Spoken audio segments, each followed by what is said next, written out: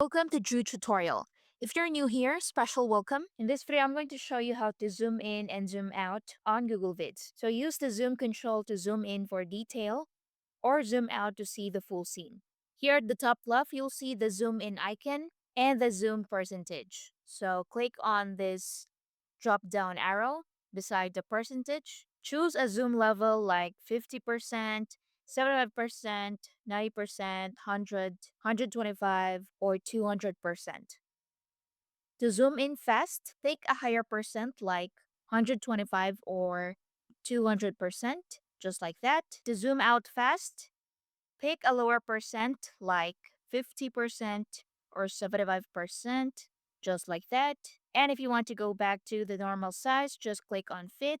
You can also use the slider beside it to adjust smoothly. And that's basically it. If you found this video helpful, please like and subscribe. See you in the next one.